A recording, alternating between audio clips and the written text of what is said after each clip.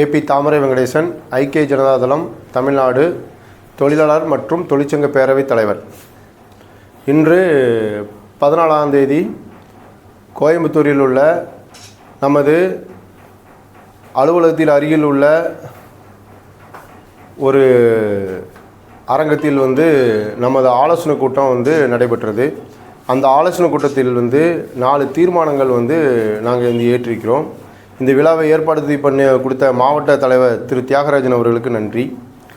அதாவது முதல் தீர்மானம் என்னவென்றால், எம்ப்ளாய்மெண்ட் வேலைவாய்ப்பு அலுவலகத்தில் பதிவு பண்ண வேலைவாய்ப்பு கிடைக்காத பசங்க ரொம்ப நாளாக காத்துக்கிட்டு இருக்காங்க. அதுக்காக 50% இடஒதுக்கீடு, அரசு வேலையில் 50% இடஒதுக்கீடு தர வேண்டும் என்பது முதல் தீர்மானம்.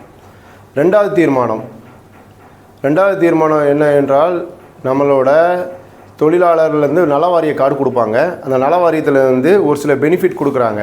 அந்த பெனிஃபிட் அவங்களோட வாழ்க்கையோட அடுத்த கட்டத்துக்கு செயல்பட முடியாமல் இருக்குது. அதனால் அந்த வாரிய கார்டு பதிவு பண்ணவங்களுக்கு அரசு ஆளுக்கு குடும்பத்தில் ஒருத்தருக்கு அரசு வேலைவாய்ப்பு கொடுக்க வேண்டும் என்பது இரண்டாவது தீர்மானம்.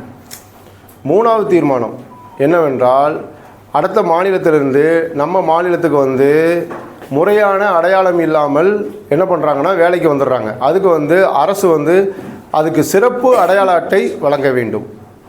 நாலாவது தீர்மானம் என்னவென்றால், அடுத்த மாநிலத்திலிருந்து வேலை செய்கிறவங்க, நம்ம மாநிலத்தில் இருக்கிற வேலை செய்கிறவங்க எல்லாரும் நிறைய விஷயத்தில் மாற்றி பாதிக்கப்படுறாங்க. அந்த பாதிப்பை தடுக்கிறவங்களுக்கு புது சட்ட திருத்தம் ஒன்று கொண்டு வரணும். மற்றும் தனி வாரியம் அமைப்பதுக்கு நாங்கள் கட்டாயப்படுத்தி வலியுறுத்தி வந்திருக்கிறோம். இது 4வது தீர்மானம். இந்த 4 தீர்மானத்தையும் அரசுக்கு செயல்படுத்துறதுக்குள்ள எல்லா நடவடிக்கையும் எங்கள் மாநில தொழிலாளர் மற்றும் மாவட்ட தொழிலாளர் தொழிற்சங்க பேரவையிலிருந்து முழு முயற்சியுடன் அரசுக்கு தெரியப்படுத்தக்கூடிய எல்லா வேலைகளும் நாங்கள் செய்ய போகிறோம்.